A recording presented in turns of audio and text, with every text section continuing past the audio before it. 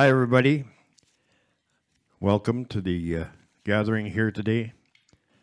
I'm glad to do this on behalf of the family. You'll notice an empty chair down here for Brother George, who's in hospital with pneumonia and unable to be with us. We're thinking of him and wishing him a speedy recovery.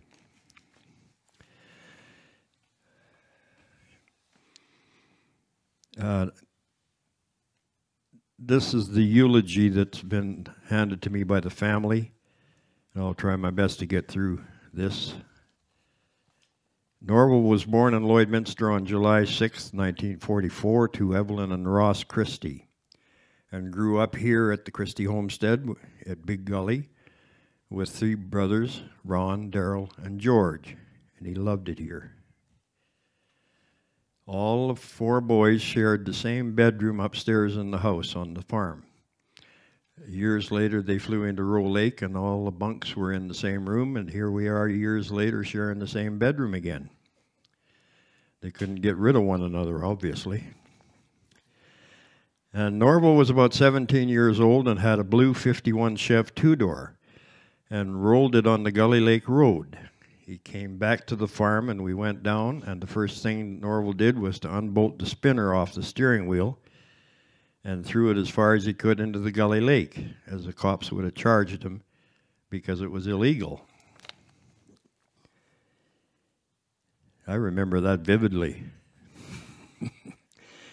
And Norval and Jim Bevington decided they were going to live in the house across the gully. They had the house all painted up, and their dad, Ross, was getting the old oil heater stove working, and the gas oil started leaking, and Ross put a coat over it and tried to get it out, and it got stuck in the doorway. They ended up going out the windows, and the house burnt down. Norval tried to get his car out onto the road to go pick up his mom, and as the heat was melting the snow on the driveway.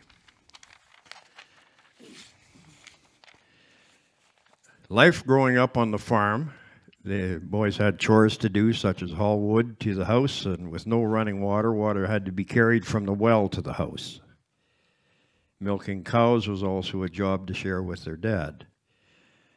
Going to the country school was usually done by bike or horseback, and in the winter they were driven, as snowshoes were not an option. And the boys were involved with Little League Baseball in Marshall and also involved in 4-H beef projects. In Norval's later years, he played softball with the Marshall team. And just to add a couple of things to that, I was back catching at the time, and Norval played third base. And I always tried to get him to crowd in close so the guys that bunted would get put out. And he hated me for that because he usually got hit in the side of the head with a line drive halfway through the inning. Norval married Marlene Ockenden in 1965. They had two children, Monty and Danette. He loved all family get-togethers with Monty, Arlene, Dominique, Danette, and his grandchildren, Jordan with Ainsley, Colby and Sydney, Danaya and Danica. He called frequently to check in on everyone and often stopped in for visits. He was always looking for something to help with or be involved in, like Monty and Arlene's acreage, visiting with Dominique at the shop, and many other projects or events. He worked 34 of his 50 years in the oil field for Husky Energy and heavy oil operations right around Lloydminster. He landed his first job in 1961 with a contractor who was operating wells for Husky Oil in the Aberfeldy field. Anybody remember the name of that contractor?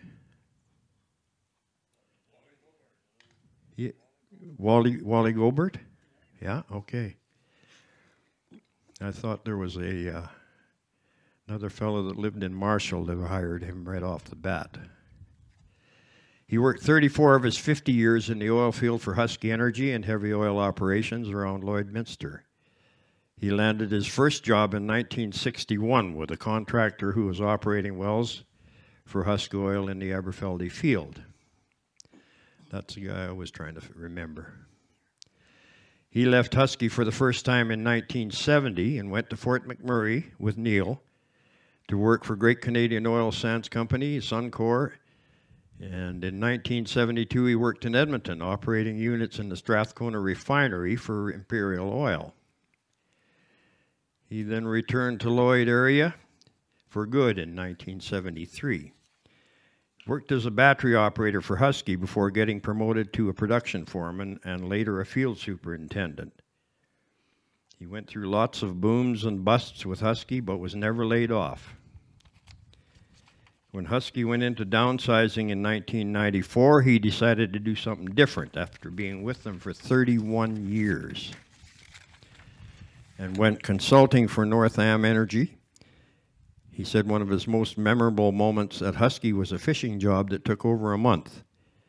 He also said overseeing a variety of Husky's steam projects in Western Canada beginning in 1985 was interesting and challenging. And he ramrodded a lot of the steam efforts that were going on east of here, north of Maidstone and in that country. And I remember going on a tour with him one time, and the facilities out there that they were building were just immense. And he was looking after all that at the time. He oversaw a variety of Husky's steam projects, and yes, thank you, dear. Glad I brought you. Now, if you'd get me a drink, I'd be really happy with you. Rhonda Whitlaw said Dad was the best known at Husky for being a true professional. While he was at work, he never spoke about what happened on the weekends. He worked hard during the week and played harder on the weekends. In 1988, he worked for Klinger's Oilfield Services, then known as Flint, and supervising truck operations until 2008, and then drove a pilot truck part-time for Britan Trucking. When he finally retired from the oil field, he worked out on the farm and found countless other projects to keep him busy.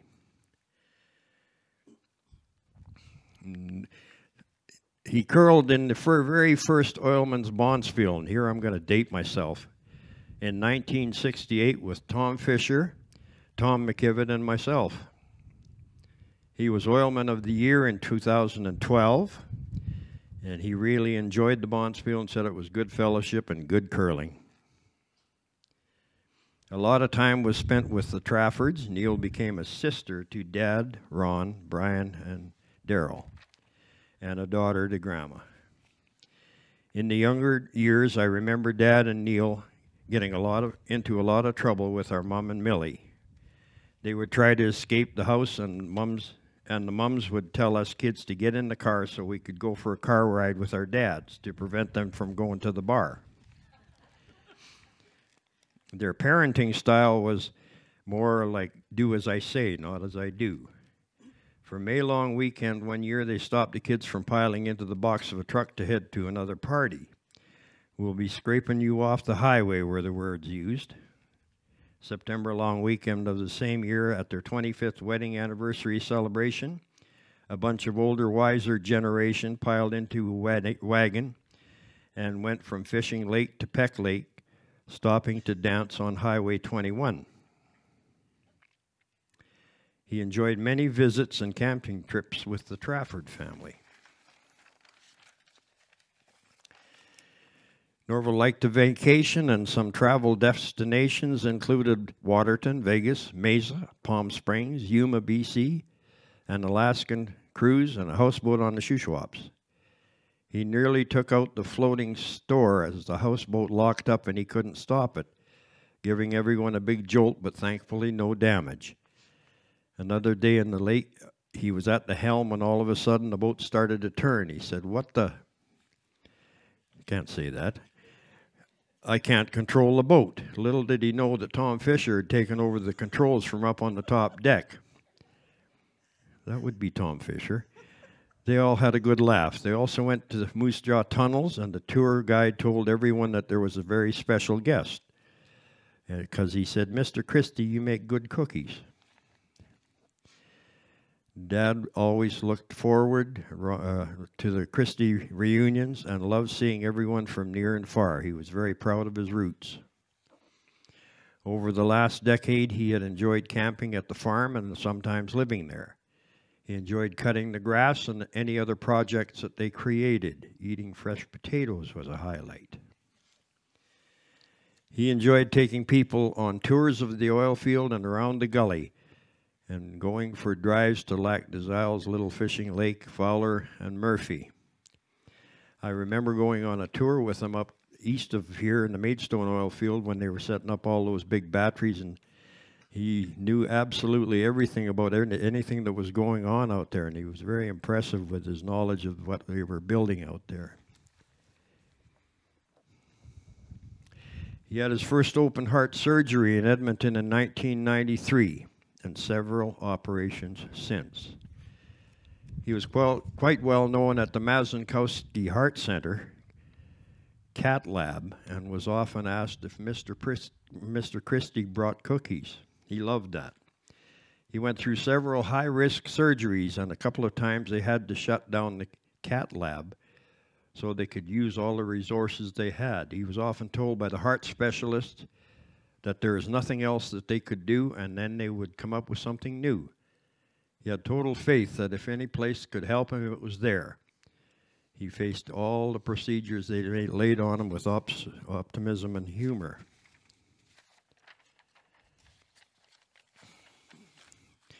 He really enjoyed the many get-togethers at the acreage or Little Fishing Lake with family, their friends, and our friends. There were always lots of laughs. Some memories and comments shared about others were the music he would be playing and he would join in. He loved to dance and play the popcorn maker as a guitar. All the kids loved him. No matter how many of us crazy girls were there concocting what shenanigans, I didn't write this, mind you. No matter how many of us crazy girls were there concocting what shenanigans we were going to get up to, he was either there laughing with us or joining in. Many happy memories made with Norval. He was so much fun to be around. He was always so good to us when we were at the lake. Lots of great memories, always so much fun. His smile would light up a room, and Larry always thought of him as a big brother. Some memories from a great family friend, Dion. Norval was such a kind-hearted man. I remember Norval fondly growing up. He was like a second dad to me. Very grateful to Norval and family for taking me in during high school. And no one will ever forget all the fun had by all at the Christie acreage. And Dion says, rest in peace. In closing, Dad, Neil Trafford, Tony Patton, David Lloyd, Lloyd Howes, Lawrence Ulrich, Brian Laird, and all our other friends are having a dang good shindig upstairs with Auntie Colleen and Grandma C.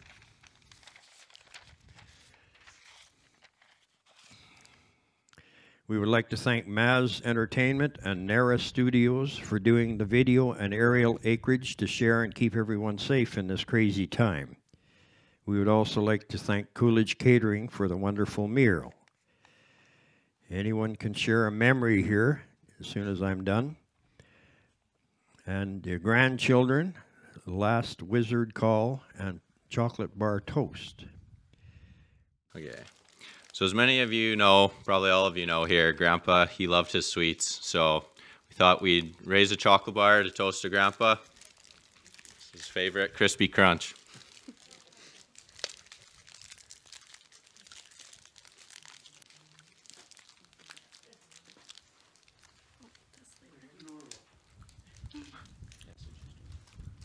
Here's to Grandpa. Many people knew Grandpa as the wizard. This trick was passed down to Mom and Uncle Monty's friends and now to us grandchildren. A couple of weeks ago, I called Grandpa to do the wizard trick on my friends. He sure enjoyed being the wizard. Here's to one last wizard call.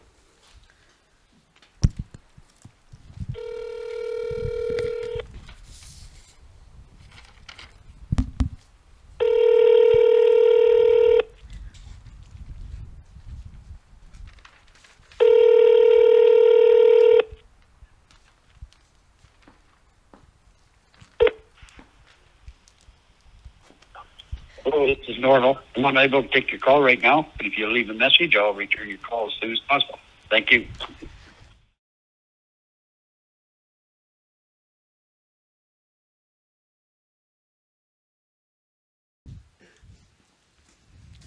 If anybody else wants to get up and say a few words right after I'm done, get up here.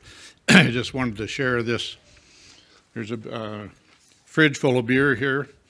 Norval had that stocked. Also left his credit card on top of it to pay for the good lunch. And I'd like Monty not to cash that or close the bank account for another week because we want to max it out. And he would appreciate that, using up his funds.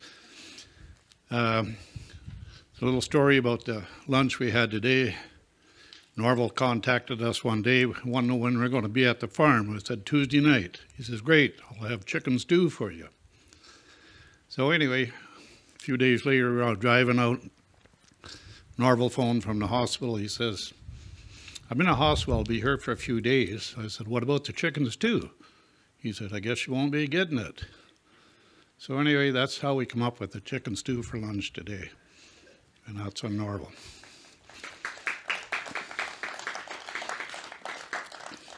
Another little story I want to share about how we learned to share so much as little kids. Growing up, parents bought us a wooden wagon. And anyway, got a little fight one day with this wagon. And Norval, bigger brother, he's going to pull the wagon all the time, so he decided to cut it in half. He got the handle, and I got the rear wheels with a rope. So after a little lecture from the parents, I guess we learned how to share. So if any of you guys want to, there's a wooden wagon in here. Just come up and cut it in half and have some fun with it. Thank you. I got two stories. When we were, I didn't have a driver's license. Norval and Tom and Ron and I were in town. I think there was some alcohol involved.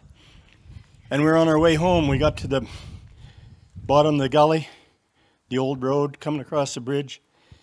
And I said, Jesus, Norval, you disappointed me. You didn't hit the ditch tonight. Guess what?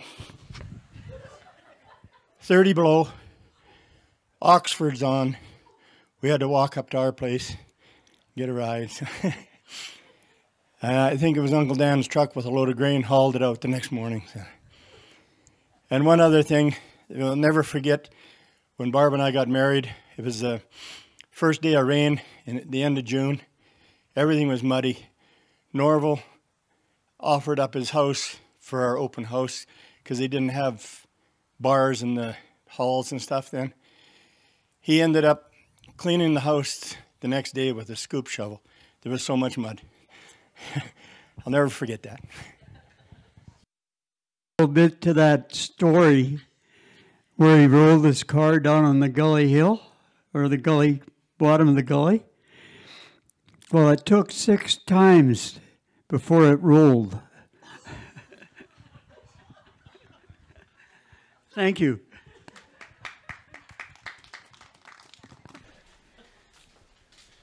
I'm just here for more support. Janine's going to read. You want me to start? You can if you like. They say you pick your friends, but not your family. Not sure how or why, but so many years ago, we all became one. Okay, your turn. Wish we could have just one more conversation. So many memories, so many years. How does it go so fast? Weddings, births, funerals, family reunions, Christmas, Easter, Thanksgiving. Our families were together for all of it. Mom remembers Uncle Norval loved going to, I don't know if it's bar 5 or bar 9. We were very little, but he'd go just to sit on the saddles hanging from the rafters. We took him at it was my bridal shower. Dad and him had too much to drink, wanted to go to a local bar.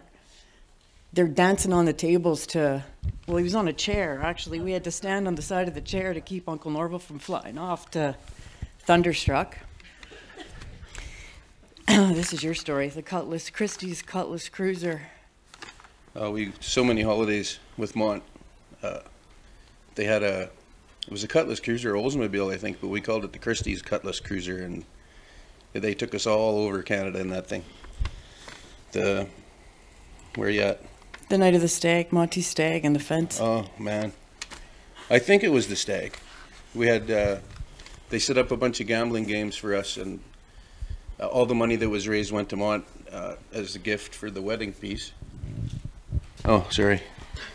Thanks, Ronnie. And, you know, there was a little bit of alcohol involved. And I don't even know what time of the night it was, but Mont and I went home together. I don't remember how we got home. I don't remember the walk or the ride or whatever. And I got up in the morning, hungover badly. Mont was still sleeping, and I went to the front yard window at the acreage, and I looked, and there was 3 sections of fence tore down and about 6 big donut marks burnt into the lawn in front of Norval's house. And I said, Mont, get up, we're dead. So Mont got up, and we looked out the window, and we were just sick about what was about to happen. So we went upstairs to take our lumps, and there was Norval and Neil sitting at the kitchen table getting shit from Marlene and Mildred because they ripped the fence down and did the donuts. I was never so happy to see damage in my life. We had the same wizard memory. Not sure what happened, but every time they drank together, that stupid 4 in the Morning song by Fair and Young, they'd sing that and get Danette and I out of bed. Pretty sure because we were the most pleasant to wake. I don't think that was why. Dad and Norv had it figured out. They loved deeply, they worked hard, and they had fun. In their later years, we were someplace, I think in Edmonton, and they were standing there looking kind of confused, and we're like, it's Statler and Waldorf, the Muppet balcony Muppets. So no doubt they're in their balcony right now looking down, probably confused, criticizing all of us. We have to say Mom would really like to be here this weekend. She had surgery, so she's not able to, but she's with us in spirit. We're done? Rest in peace, Biscuits. We will love you forever. Here's the biscuits. This is Uncle Dan. He was out and about traveling around, and on his way home from the Marshall Bar, he stopped at Terzouk's, which is normal. And after visiting for a while, Dode said, I'll give you a ride home. Well, Dan said, that'll be fine. So she's giving him a ride home. He said, I never ever rode home with a pregnant woman before. And Dode says, I'm not pregnant. Dan says, well, you're not home yet.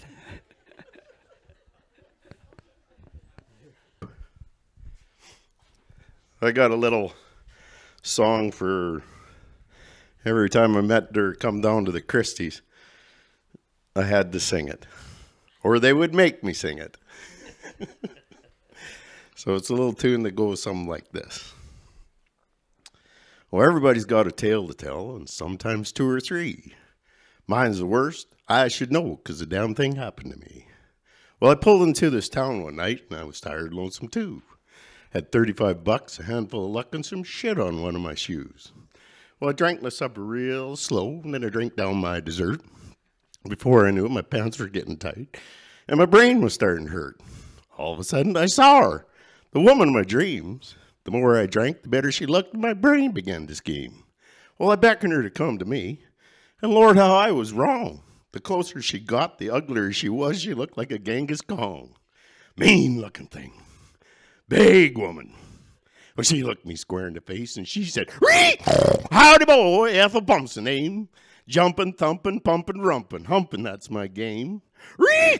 Come on, boy, that's what it's all about. Say your prayers and don't get scared and get your money out. Well, what she did for a living wasn't quite clear to me.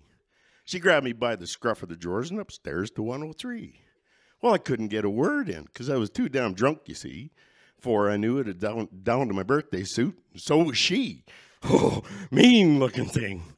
A big woman. Well, she looked me square in the face and, come on, boy, that's what it's all about. Say your prayers and don't get scared and get your money out. Well, scared I was, I fought real hard and I was ended up on top. And I was putting her in a submission hold. She screamed, how much you got? Well, I had to look. Now, don't you see? She caught me by surprise. She took my $35 and then she grabbed me by the thighs and she said, "Reed, come on, boy, that's what it's all about."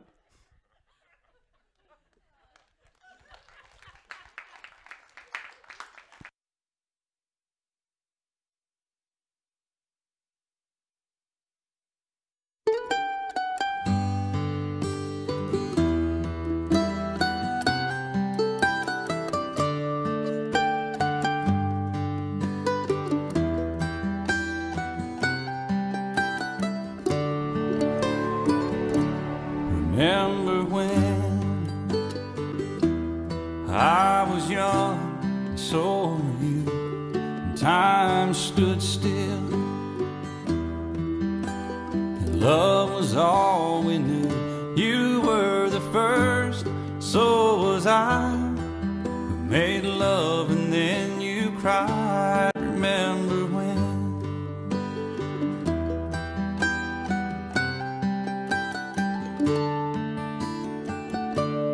Remember when we vowed the vows and walked the walk and gave our hearts, made the start, and it was hard. We lived and learned life through curves. There was joy, there was hurt. Remember when?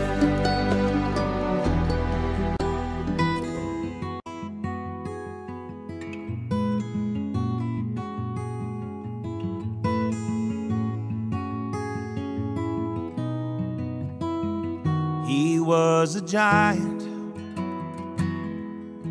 when I was just a kid. I was always trying to do everything he did. I can still remember every lesson he taught me. Growing up, learning how to be like my old man.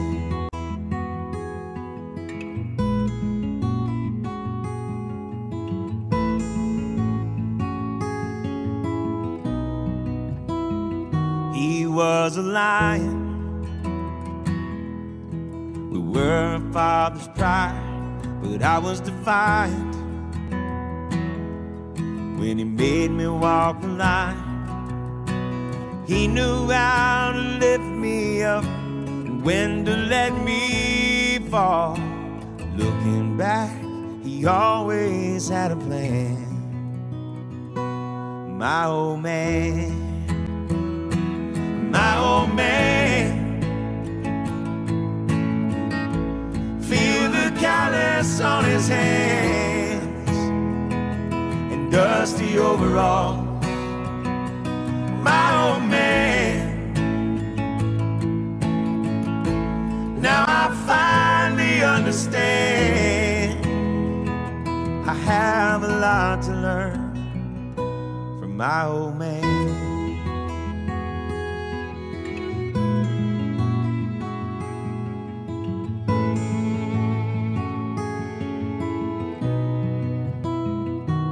Now I'm a giant, got a son of my own. He's always trying to go everywhere I go. Do the best I can to raise him up the right way, hoping that he someday wants to be like his old man.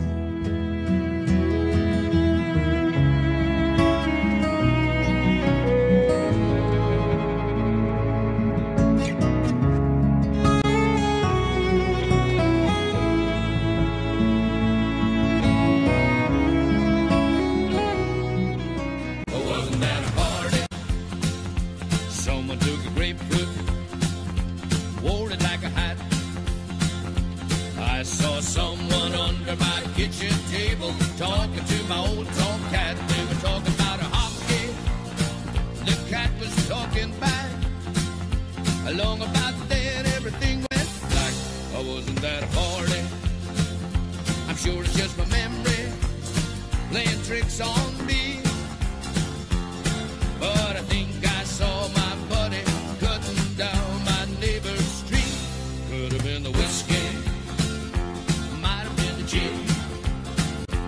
Could have been the 3 or 4 6-packs, I don't know.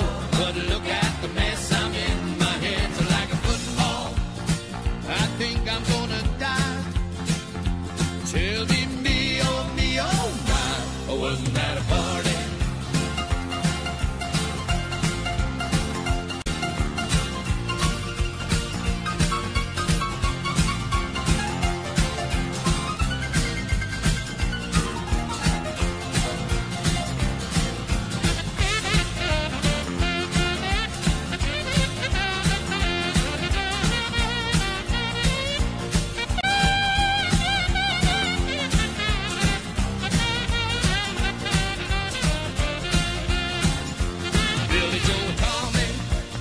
Well, they went a little far.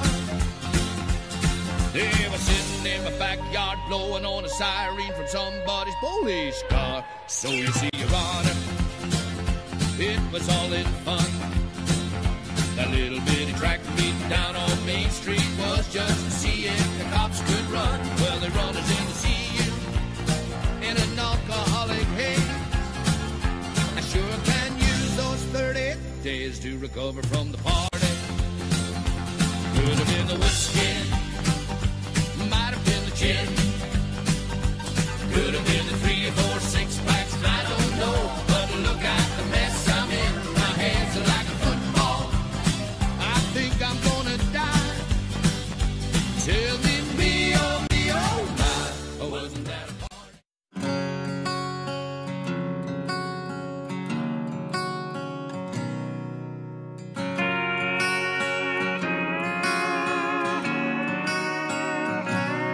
I wish girls you love never gave back diamond rings. I wish every porch had a swing.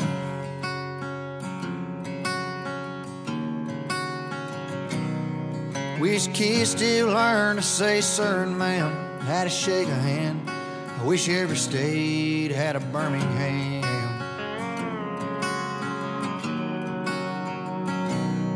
I wish everybody knew all the words to Mama tried. I wish Monday mornings felt just like Friday nights.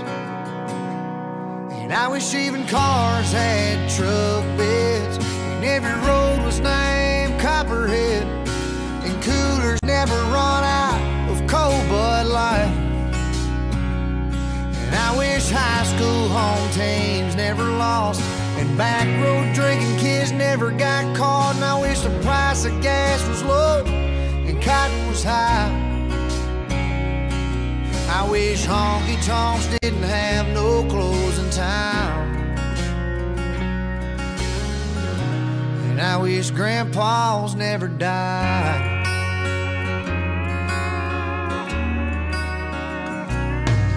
I wish Sundays on the creek bank would never end. Wish I could learn to drive again.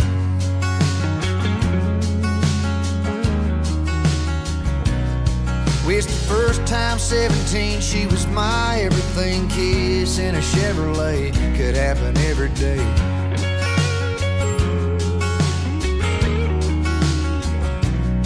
I wish everybody overseas was gonna make it home. I wish country music still got played on country radio. And I wish even cars had truck beds, and every road was named Copperhead, and coolers never run out of cold Bud Light. And I wish high school home teams never lost, and back road drinking kids never got caught. And I wish the price of gas was low and cotton was high. And I wish honky-tonks didn't have no closing time. And I wish grandpas never died.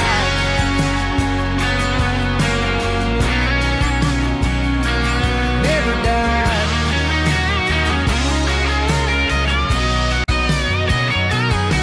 And I wish good dogs never got gray and old. I wish farms never got sold. And I wish even cars had truck beds, and every road was named Copperhead, and coolers never run out of cold Bud Light.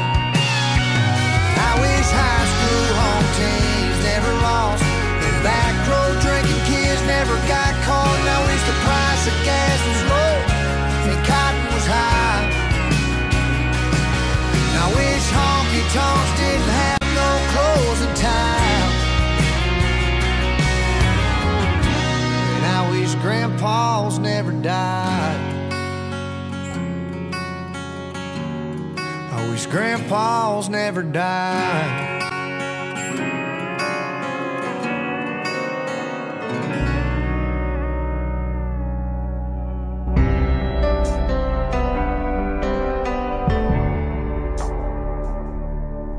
It's perfect outside, it's like God let me dial up the weather. Got the whole crew here, I ain't seen some of them in forever. It's one of those never forget it, better stop and take it in kind of scenes. Everything's just right, yeah, except for one thing. You should be here, standing with your arm around me here, and cutting up, cracking a cold beer, saying cheers. Hey y'all, it's sure been a good year. It's one of those moments that's got your name written all over it. And you know that if I had just one wish, it'd be that you didn't have to miss this. You should be here.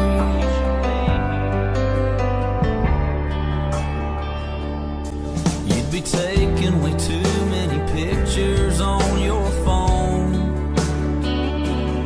showing them off to everybody that you know back home, and even some you don't. Yeah, they say now you're in a better place, and I would be too if I could see your face. You should be here, standing with your arm around me here, and cutting up, cracking a cold beer, saying cheers. Hey y'all, it's sure been a good year. It's one of those moments that's got your name written all over it.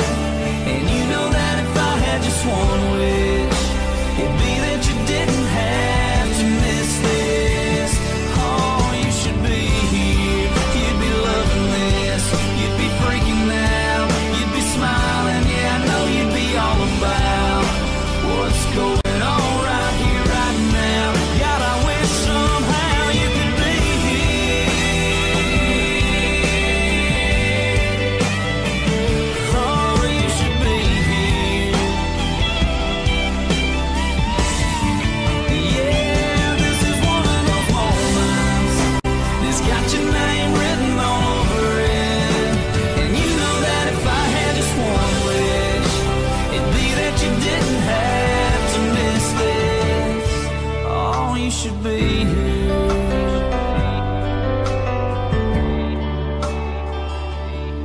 You should be here.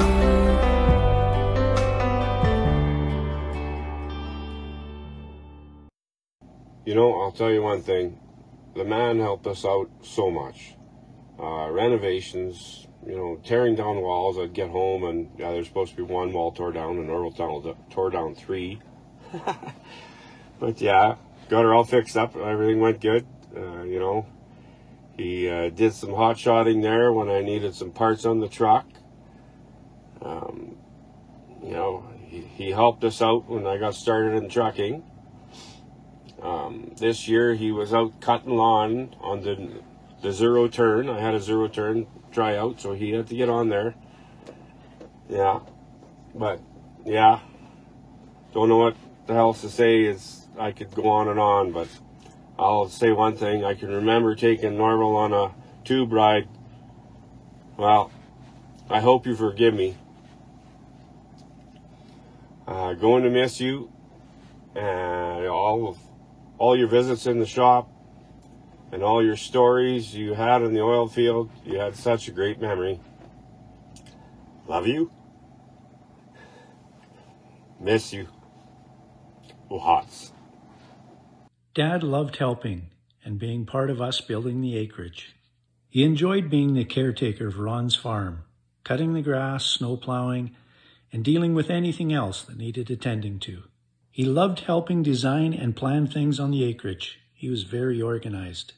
He loved to see things progress, whether it was a fence on the farm or combines harvesting, or the demolition of the Husky building. Neil Trafford and my dad had a special friendship, and that transferred to our families. We spent a lot of time together, even though we lived in different cities.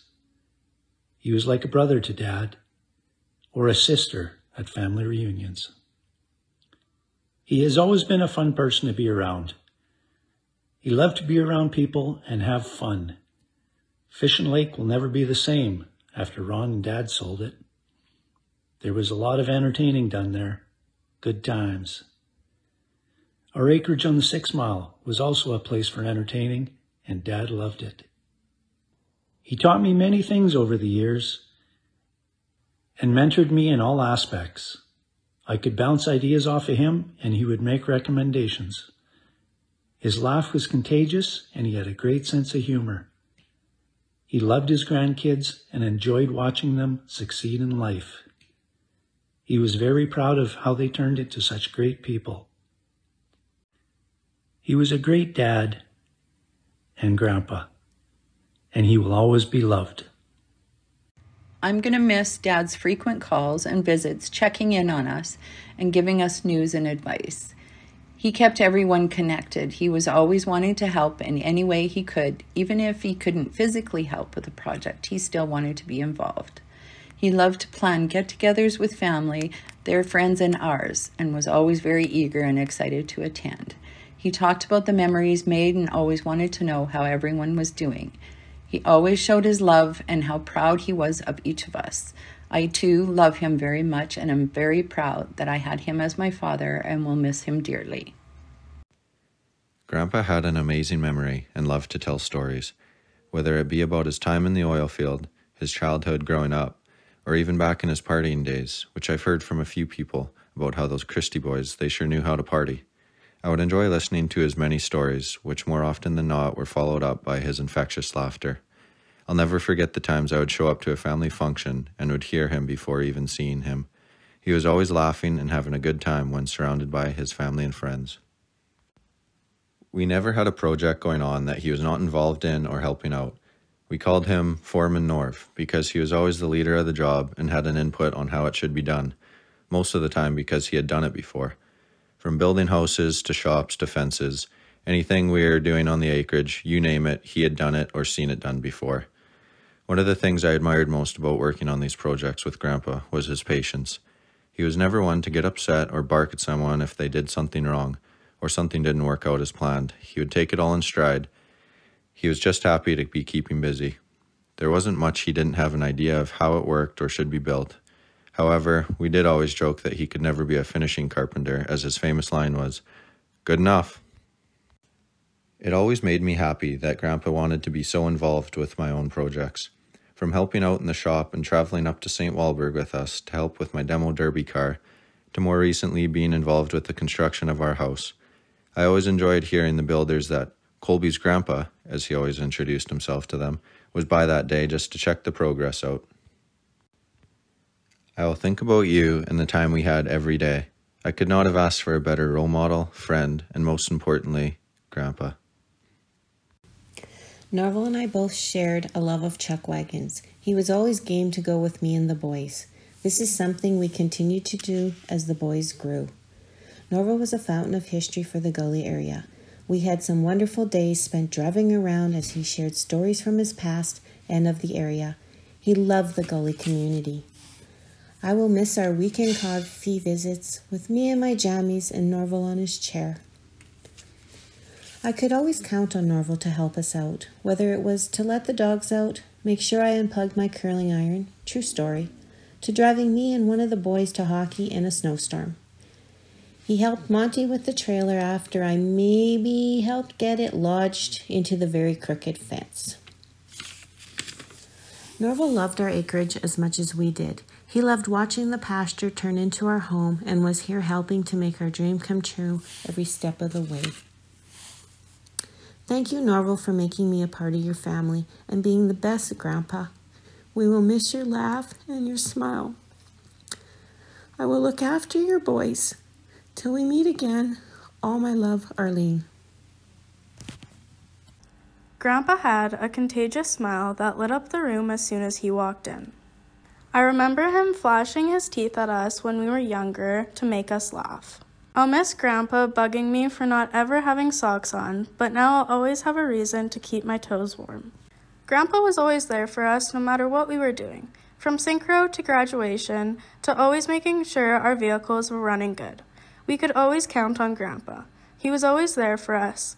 I'll never forget the time Grandpa bailed me out of school because I didn't want to get a needle. Grandpa's presence would light up any room that he walked into. He was always smiling, enjoyed life to the fullest, and had the best stories. He was always early for everything. He would always check in on his family and close friends. He showed his family unconditional love, pride, and joy every day. He was our biggest supporter with anything, especially when it came to sports, big events, or our schooling. He loved going to BC and telling us about the popular mountains or stories about almost every town along the way. One of my many favorite memories is when we brought him for ice cream 2 weeks ago. My mom didn't tell Grandpa I came home from Saskatoon, and even though he wasn't feeling good at the time, he still had the biggest smile on his face when I surprised him. He had tears whenever he would talk about how he was one of the people that had to hold me down to get a needle.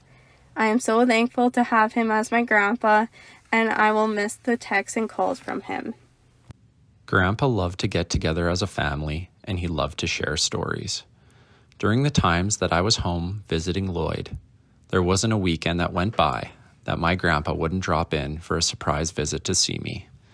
I can picture him with a huge grin as he tells a story from 40 years ago with such vivid recollection, followed by a big slap of his knee and his signature laugh that was usually accompanied with a few happy tears. He took such pleasure in the simplest of things. He was also an engaged listener who made everyone feel heard as they shared stories of their own. Our favorite conversation topic was the oil field. His passion and love for the industry was so evident in all of his stories. He could remember every plant, every field, and every project that he worked on, and he had such pride in his career and in the industry. He has instilled those values in me, and I couldn't be more proud and fortunate to have had my grandpa as my role model.